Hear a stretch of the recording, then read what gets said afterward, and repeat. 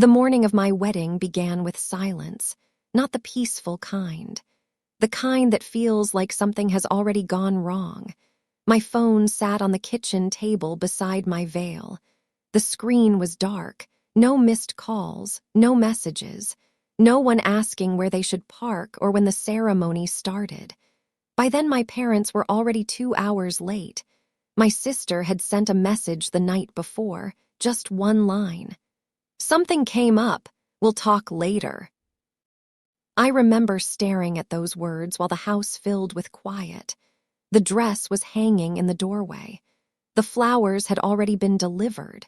And slowly, I began to understand something no one had bothered to say out loud. My family had chosen somewhere else to be. What they did not know was that the place they skipped was not where the story would end. For most of my life, I was the quiet one in the family, not because I had nothing to say, mostly because it was easier that way. In our house, attention had a direction. It flowed naturally toward my sister, like water finding the lowest ground. Her plans, her moods, her celebrations, those things filled the center of every conversation. My parents never said it was intentional. They probably believed it was not. But when something happened in our family, the first question was always about her. If she was happy, the room relaxed. If she was upset, the house adjusted. I learned early that life moved more smoothly if I did not compete for that space, so I became the reliable one, the one who answered messages, the one who arrived early, the one who helped clean up after everyone else had left. It was not a sacrifice. At least that is how I told myself for many years. My parents often described me with the same word. Easy. They said it with appreciation, sometimes even pride. I was the child who never created complications. If a plan changed, I adapted. If something went wrong, I handled it quietly. When my sister forgot obligations or canceled at the last minute, the explanation was always simple. "She has a lot going on." No one ever said that about me. Not because my life was empty, but because I rarely talked about it in ways that demanded attention. My work, my schedule, my decisions, they existed quietly in the background of family life. It had been that way for decades. So when I got engaged, the reaction followed a familiar pattern. Everyone was happy, but the happiness was calm, measured. My mother hugged me in the kitchen while dinner was cooking. My father nodded with a smile and asked when the date might be.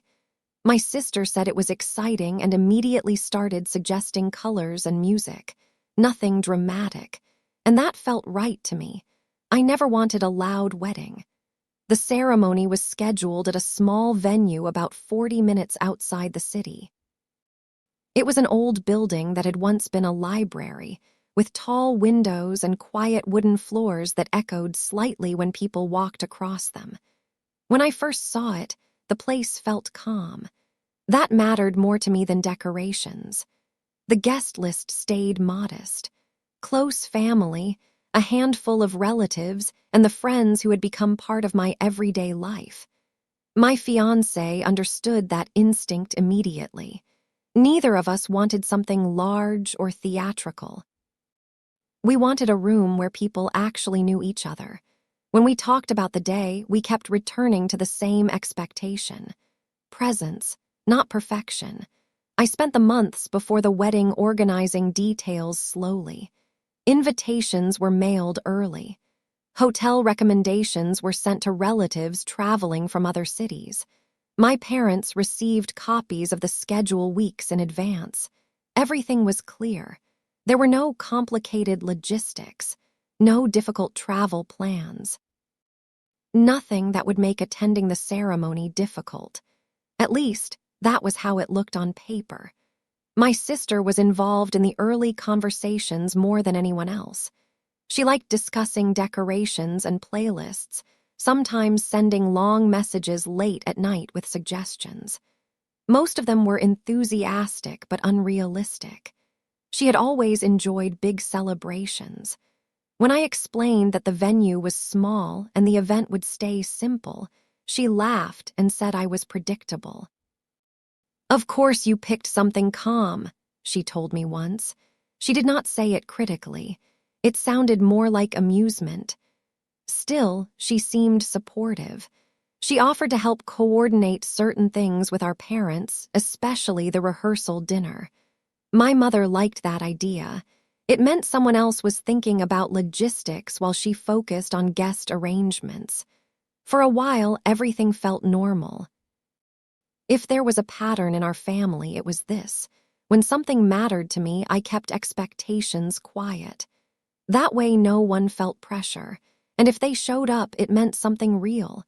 I believed the wedding would follow that same rhythm, not a spectacle, just a room full of people who cared enough to be there. My parents never suggested they might miss it. My sister never hinted at conflicts. Every conversation ended the same way. "We'll be there." It was said casually, the way families say things they consider obvious.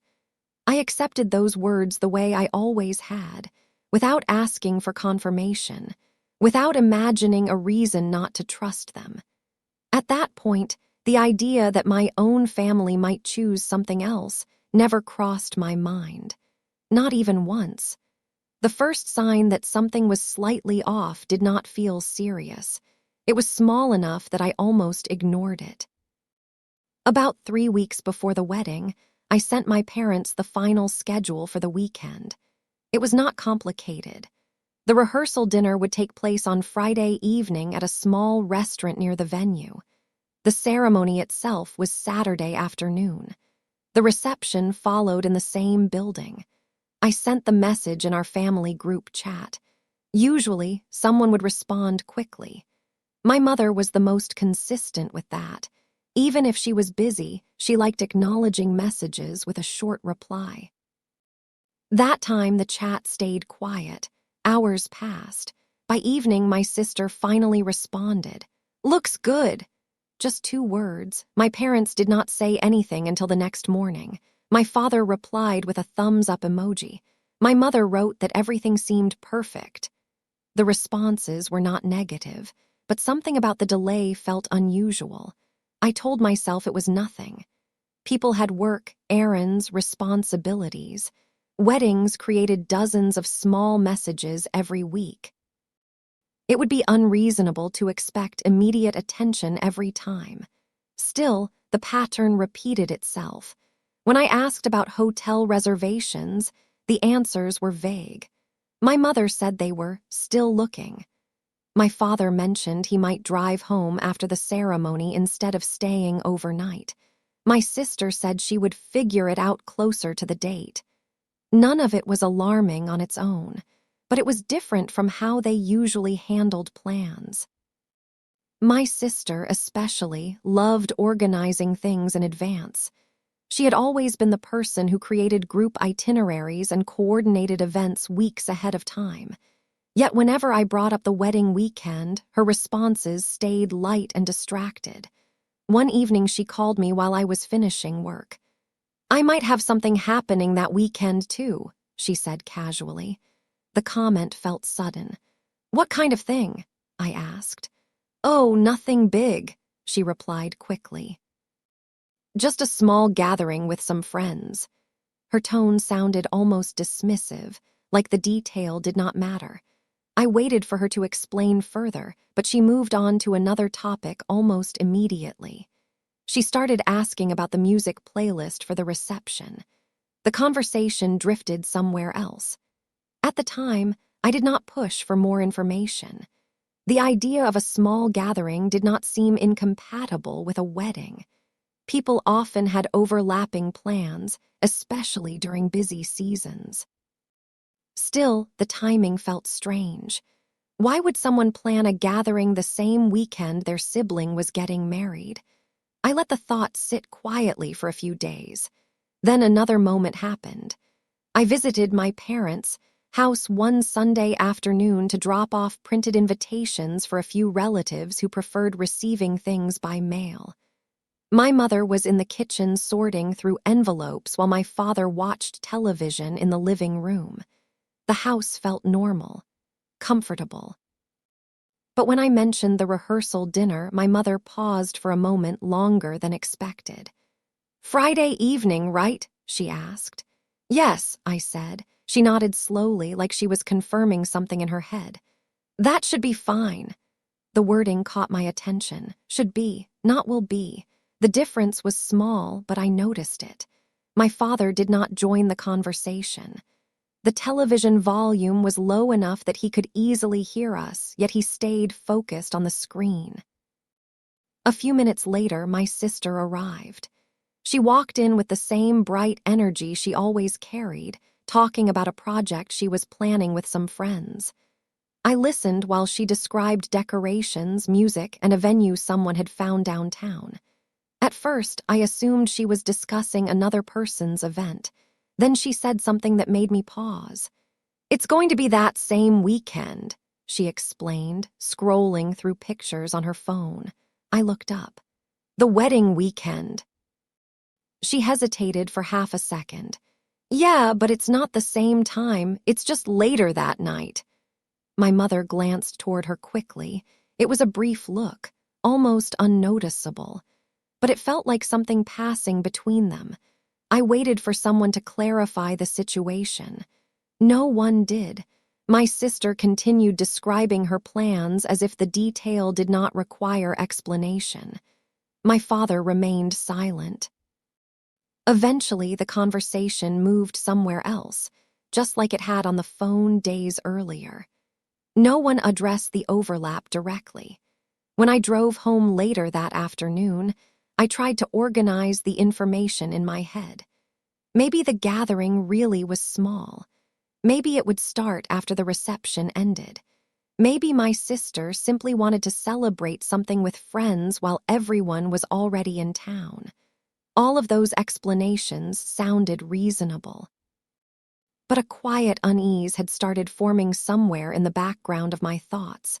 It was not a clear suspicion, just a feeling that something about the timing was slightly misaligned. And every time I tried to examine it too closely, the same response appeared in my mind. "You are overthinking it. Families get busy. Plans overlap. Nothing is wrong." At least, that was what I told myself, even as the conversations around the wedding began feeling a little less certain than they used to.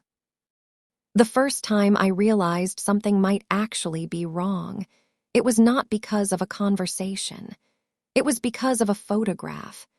One evening after work, I was scrolling through social media while dinner was heating in the kitchen. I was not looking for anything specific, just the usual habit of moving through updates and messages before the evening settled into quiet. Then I saw a post from one of my sister's friends.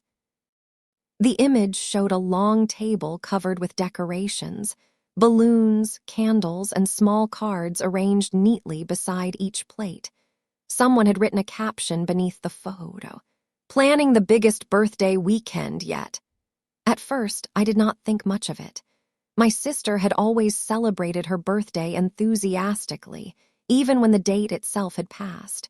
She liked creating reasons for gatherings, but something about the picture made me pause. In the background, there was a small sign. The words were partially visible, but clear enough to read. "Saturday night celebration." Saturday, the same day as my wedding.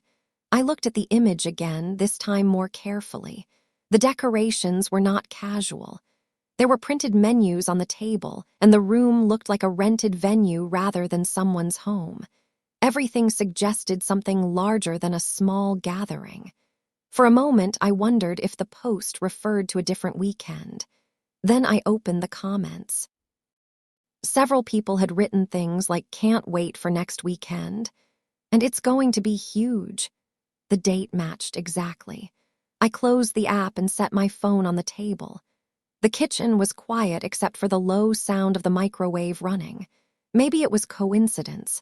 Maybe the event would happen late at night, long after my reception ended. Maybe my sister had simply chosen the same weekend because guests were already traveling. There were explanations. Still, the photograph stayed in my mind. A few days later, another moment happened. I called one of my cousins to confirm whether she and her husband had received their invitations. They lived in another city and needed time to arrange travel. She answered cheerfully, and we talked about normal things for a few minutes. Then she said something that stopped me. "We're trying to figure out if we can attend both," she explained.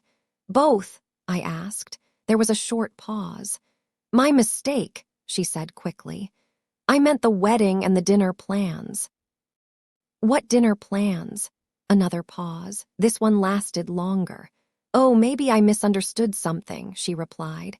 "Your sister mentioned a celebration that weekend too."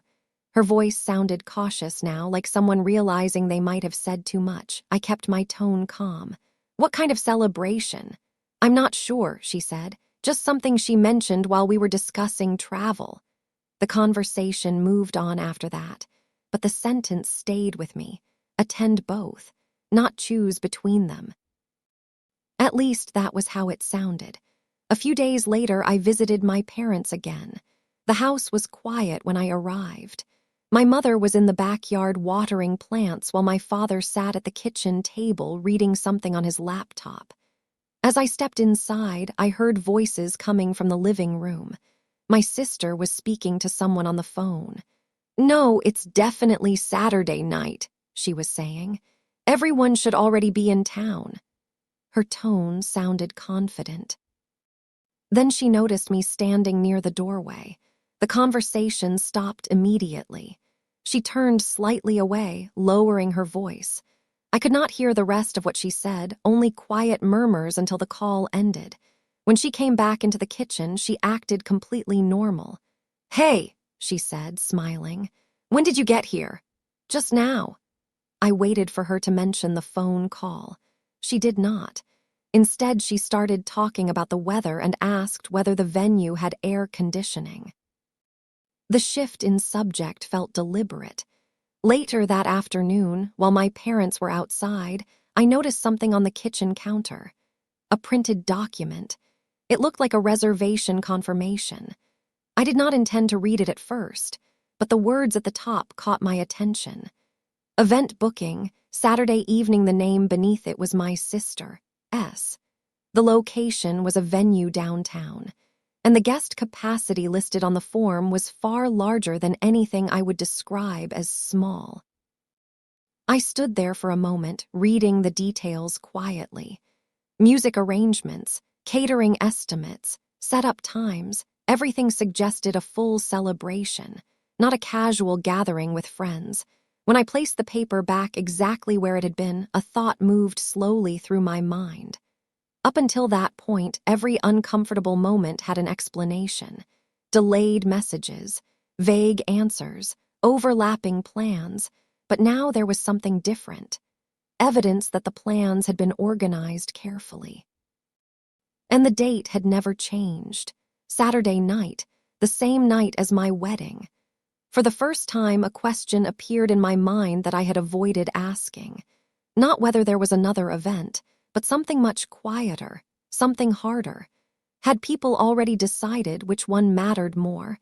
After seeing the reservation document on my parents' kitchen counter, I waited several days before saying anything. It was not hesitation, it was caution. For most of my life, I had learned that if I approached a situation too quickly, the conversation would turn into something else entirely. Concerns would be reframed as misunderstandings. Questions would become accusations I never intended to make. So I waited. I told myself I would only ask for clarification. Nothing confrontational. Just a simple conversation to remove the uncertainty. A week before the wedding, I invited my parents and my sister to dinner at my apartment. It felt like the easiest setting, quiet, neutral, familiar. We sat around the table with plates of food that slowly cooled while the conversation moved through normal topics. Work, traffic, a neighbor who had recently moved away. For a long time, no one mentioned the wedding. Finally, when there was a pause, I asked the question as calmly as I could. "I saw something at the house the other day," I said. "A reservation for a venue downtown, for Saturday night." My sister's fork stopped halfway to her plate. It was a small movement, but it was the first reaction. My mother looked at her immediately, then everyone turned toward me. "Yes," my sister said after a moment, "that's my birthday thing." The way she said it sounded casual, almost careless. I nodded slowly. "I thought you said it was just a small gathering." "It is," she replied. "The reservation listed a large capacity." She gave a short laugh. "Venues always do that. It doesn't mean that many people are coming." Her tone was light, like she was correcting a harmless misunderstanding. I waited for someone else to speak. My parents stayed quiet. "So it's the same night as the wedding," I said. "It's later in the evening," my sister replied quickly. "Your ceremony is in the afternoon, right?" "Yes." "Then there's no conflict." She said the words with quiet certainty. For a moment, I tried to process the logic. "My reception goes until 9. My sister shrugged slightly. "People can stop by after." The room felt still. "Stop by where?" I asked. "At my party." The sentence landed softly, but its meaning was clear. My mother shifted in her chair. "Sweetheart," she said gently, "it doesn't have to be a big deal." I looked at her. "I'm not saying it is, I'm just trying to understand the plan." "There isn't really a plan," she replied quickly. "Everyone will just see how the evening goes." My father spoke for the first time then. "You're thinking too much about it," he said. His voice was calm but firm. "Weddings make people nervous, it's normal." The words surprised me. "I'm not nervous," I said quietly. "I'm asking about scheduling."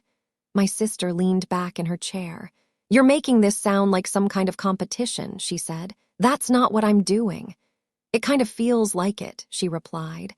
Her expression was not angry, just slightly annoyed, like the conversation itself was unnecessary. "No one said they're skipping your wedding," she added. The statement sounded reassuring on the surface, but it also avoided the real question. "Are people planning to go to both?" I asked. My mother answered quickly. "Of course they are." "How?" she hesitated. "Well, they'll figure it out." The room became quiet again. I noticed something then that felt strangely familiar. Every answer sounded confident, but none of them contained any details, no arrival times, no plans for leaving early or staying late, just vague reassurances. My sister picked up her phone from the table. "I don't understand why this is even an issue," she said, scrolling through something on the screen. "It's my birthday weekend, too." "I know." "Then what's the problem?" I took a breath before answering. "There isn't one," I said, and in that moment I realized something. Every time I asked a clear question, the response moved the conversation somewhere else, toward my tone, my expectations, my supposed anxiety about the wedding. Not toward the logistics themselves. It was subtle but unmistakable. The concern had already been reframed, not as a practical conflict, but as an emotional overreaction. My father stood up from the table and carried his plate to the sink. "You should focus on enjoying the week," he said over his shoulder. "Everything else will work itself out." My mother nodded in agreement. My sister continued looking at her phone. The conversation ended there. No one argued. No one raised their voice. Yet when they left my apartment later that night, a quiet realization settled somewhere inside me. I had asked a simple question, and somehow, by the end of the conversation, I was the one who sounded unreasonable. After that dinner, I stopped asking questions, not because the answers had satisfied me, but because I had started noticing something about the way information moved through my family. Direct questions rarely produced direct responses. Instead, the truth tended to appear somewhere else, through small mistakes, passing comments, or systems that were not meant to include me. So I paid attention. The first piece arrived through email. 3 days before the wedding, I received a message that had clearly been sent by accident. The subject line read, "Final catering numbers." At first, I assumed it was related to my own reception. But when I opened the document, the name at the top was not mine. It was my sister, S. The message appeared to be part of a long thread between her and a catering manager. Several previous replies were attached below the latest one, forming a chain of details about menu options and final headcounts. The number listed beside confirmed guests was far larger than I expected. Not 20 people, not 30. The total was over 100. I read the number twice. Then I scrolled through the earlier messages. One line stood out immediately. "Please make sure the bar service begins promptly at 8:30 p.m. so guests arriving after the ceremony will be accommodated." The words were precise. After the ceremony. The phrasing suggested that whoever wrote it already assumed some people would leave the wedding early or skip it entirely. I sat at my desk for several minutes without moving. The email was not a rumor. It was not a vague comment from a relative. It was a business record, a system, and systems rarely miscommunicate. I did not reply to the message. Instead, I closed the document and left it in my inbox. Later that evening, another moment happened. One of my distant cousins called me unexpectedly. We had not spoken in several months, but she said she wanted to confirm directions to the venue. While we were talking, she mentioned something casually. "We're staying at the Riverside Hotel," she said. "It's closer to the party location." I felt a small pause in my chest. The party location. "My mistake," she said quickly. "Your sister told us about a celebration she's having that night." Her tone suggested she had already realized the problem. "The wedding venue is in the opposite direction," I said calmly. "Yes," she replied. There was a short silence between us. "Are you still coming to the ceremony?" I asked. "Of course," she said quickly, but the speed of the answer sounded slightly forced. Before the call ended, she added something else. "We might have to leave the reception a little early." The shuttle schedule is complicated. I thanked her for letting me know. After the call ended, I opened a map on my computer. The Riverside Hotel was not just closer to my sister's venue. It was located on the same street. The realization did not arrive like a shock. It felt slower than that, like a series of quiet confirmations lining up beside each other.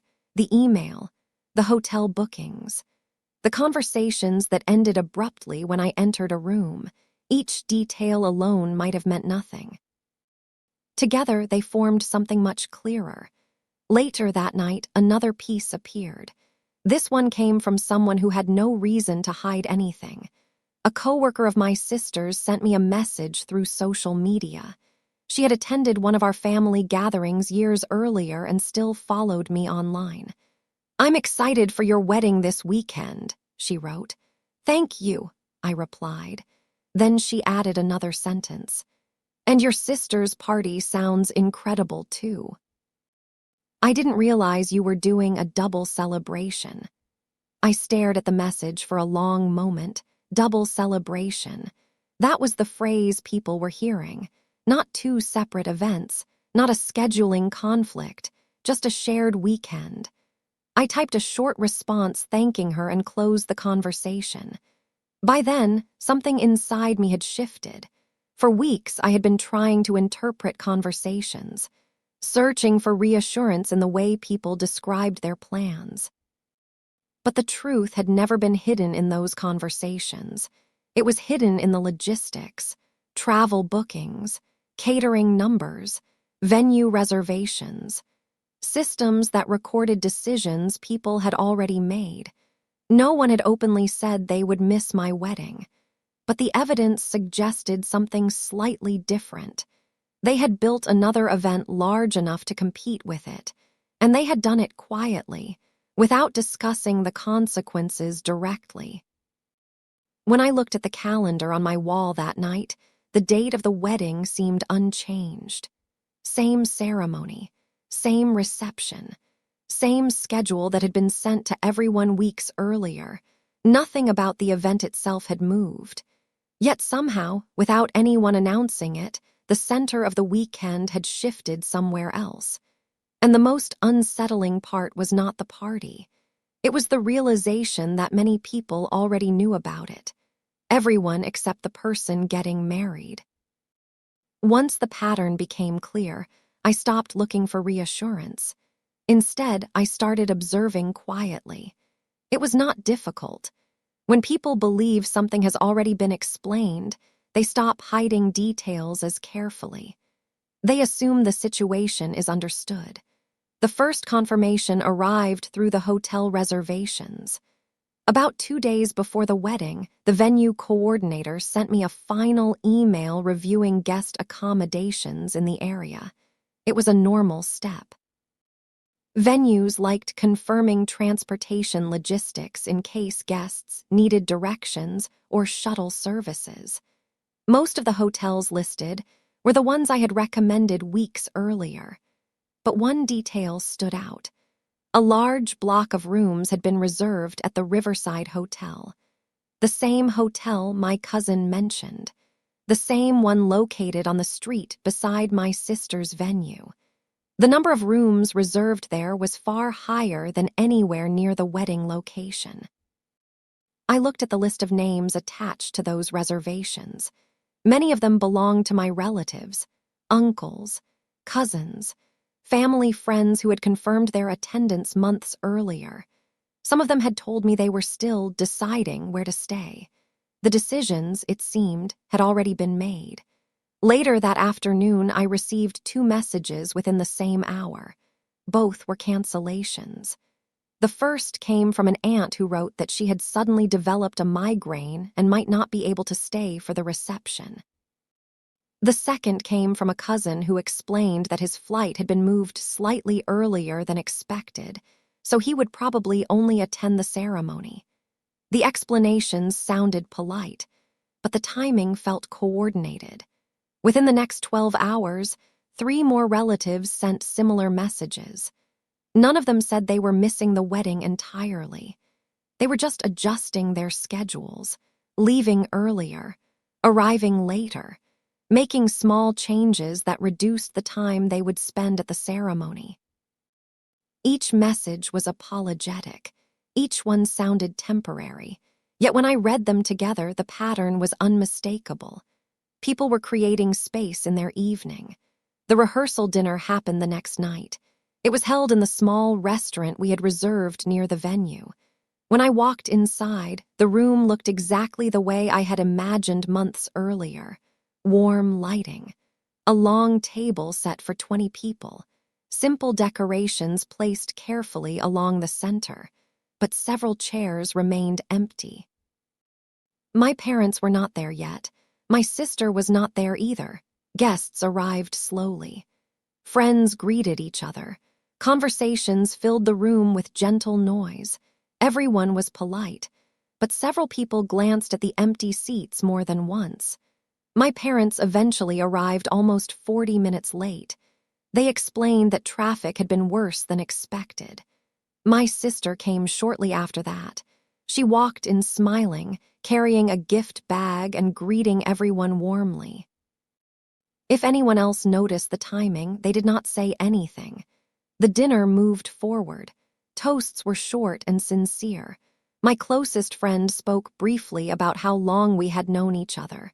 My fiancé's parents thanked everyone for traveling. When my sister stood to speak, the room quieted. She said kind things about my relationship. She described childhood memories and wished us happiness. Her words sounded genuine. But near the end of the speech, she added something unexpected.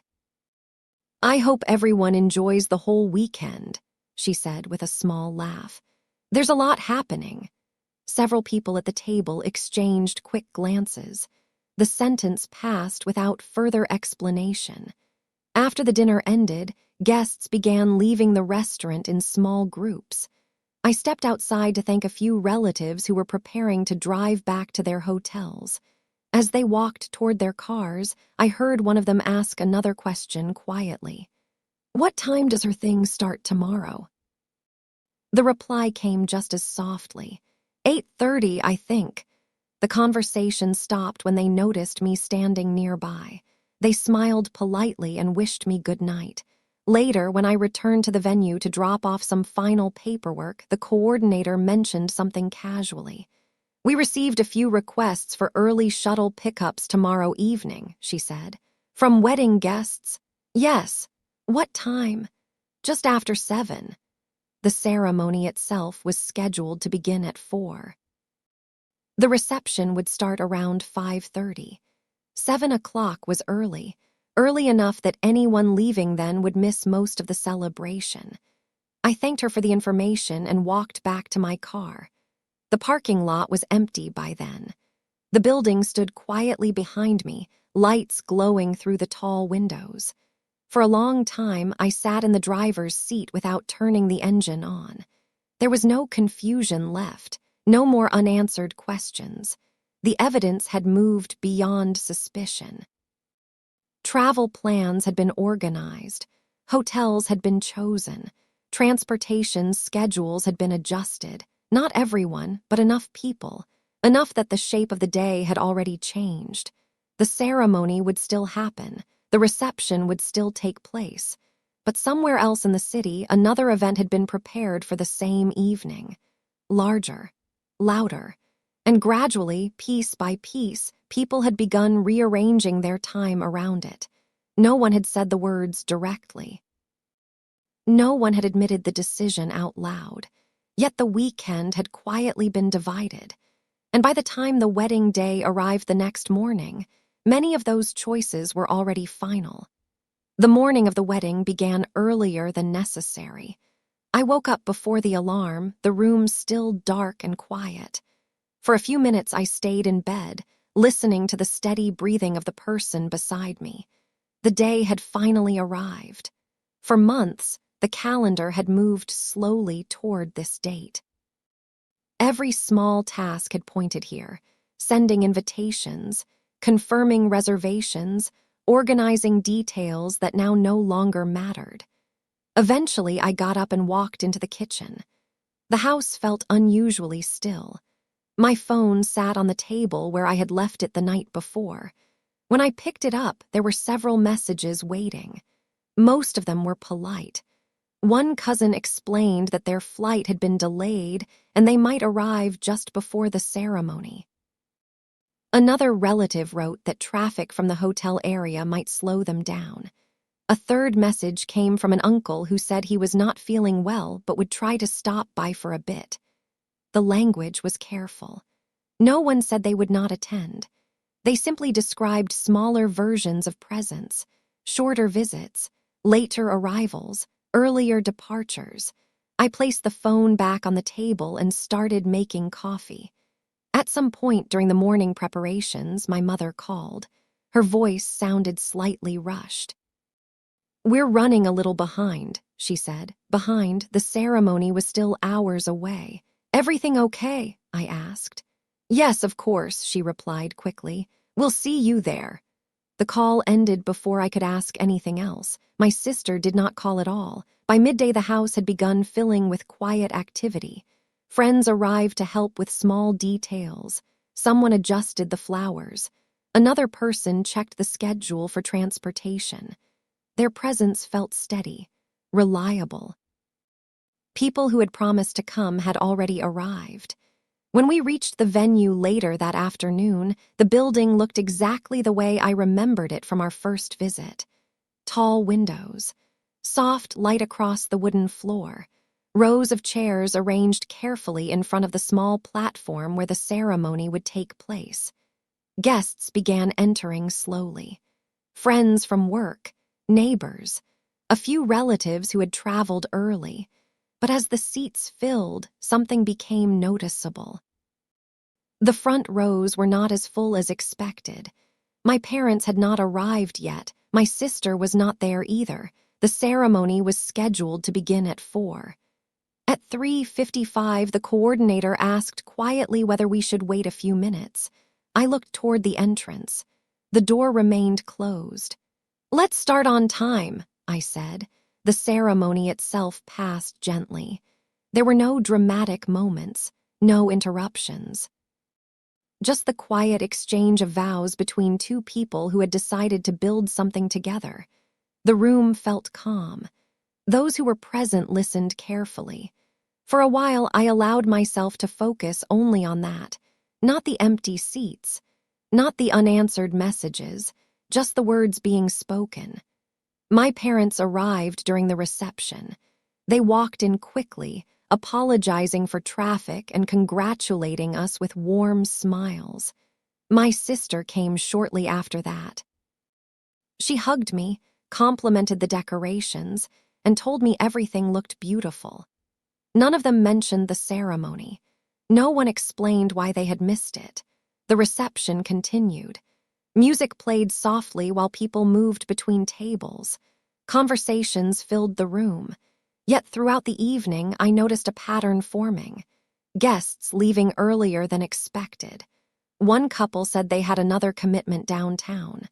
Another group explained that their ride was scheduled sooner than they realized. Each goodbye sounded reasonable, but the timing felt precise. Just after 7, the first shuttle departed. Several relatives were already waiting near the entrance. By 8, more tables had emptied. The room that once held dozens of voices grew quieter with each passing half hour. No one announced where they were going. They did not need to. I already knew. Around 9 o'clock, the reception was nearly finished. A small group of friends remained. My parents were still there. My sister, too. She checked her phone several times while standing near the bar. Eventually, she walked over. "We might stop by the party for a bit," she said casually. The sentence hung in the air. I looked at her. For weeks, the truth had moved through emails, reservations, and quiet conversations. Now it was finally spoken out loud, not as an apology, just as information. "That makes sense," I said. She nodded once, relieved perhaps that there was no argument. Within 15 minutes, my parents left with her. The room became even quieter after that. Only a handful of people remained. Friends who had stayed from the beginning, people who had not needed another destination waiting somewhere else. When the last song ended, I stood near the tall windows looking out at the dark parking lot. The night felt still. In another part of the city, music was probably louder, lights brighter, more people gathered. For a moment, I wondered how many of them had once promised to be here. Then the thought passed. Because by that point, the decision had already been made. Not by them, but by me. The honeymoon destination had been planned weeks earlier. Carefully, quietly. And the people celebrating somewhere else that night had no idea where we would be the next morning. We left for the honeymoon early the next morning. No announcement, no long goodbye messages, just a quiet drive to the airport before most of the city had fully woken up. The night before had ended calmly. The venue staff folded chairs while a few remaining friends helped gather decorations. The silence inside the building had been noticeable after so many guests left early. But it had not felt chaotic, just reduced. The drive to the airport felt similar. The road was empty. My phone stayed in my bag for most of the trip, vibrating occasionally with messages that could wait. We boarded the plane without posting anything online. For the first few days, the world outside our trip remained quiet. Friends who had attended the wedding sent kind messages and photographs. A few relatives wrote short congratulations. My parents sent a text asking whether we had arrived safely. My sister sent nothing at all. That silence continued until the 3rd day of the trip. That was when the first photograph appeared online. It was not posted by me. One of the friends who had attended the ceremony uploaded several images from the wedding to social media. The pictures showed the library venue filled with soft light, people standing close together during the vows, and the reception afterward. Underneath the post, someone asked a simple question. Where did they go for the honeymoon? A few hours later, another photograph appeared. This one was mine. Not intentionally dramatic, just a picture taken from a balcony overlooking the water. In the background, several tall buildings reflected sunlight across a wide harbor. The location tag appeared beneath it. Within minutes, the comments began. Several relatives seemed surprised. One cousin wrote that she had not realized we were traveling that far. Another mentioned that she had always wanted to visit that city, but thought the trip was difficult to arrange. The destination was not impossible to reach, but it was widely recognized, a place people associated with significant occasions. The kind of place families often saved for anniversaries or milestone trips. By the end of the afternoon, more messages appeared. A distant aunt asked whether my parents had enjoyed the wedding weekend in that location as well. Someone else responded before I could. They weren't there, the person wrote. The comment was not accusatory, just factual. A few hours later, another relative added something else. I thought the family stayed downtown for the birthday party. The conversation shifted quickly after that, not into arguments, just confusion. Several people began asking small questions about the weekend. Who attended the ceremony? Who arrived late? Who left early? The answers were visible in the photographs. Group pictures revealed the empty spaces where certain people might have stood. The timeline was easy to follow. Vows in the afternoon. Reception early evening. Then fewer and fewer guests remaining as the night continued. At the same time, another set of photographs began circulating from a different event. My sister's party. Bright decorations, music, a crowded room. The timestamps on those pictures showed the same evening. Some relatives noticed the overlap immediately. No one confronted anyone directly, but the contrast existed in plain view. Two events, two locations, two groups of guests whose choices could now be compared without explanation.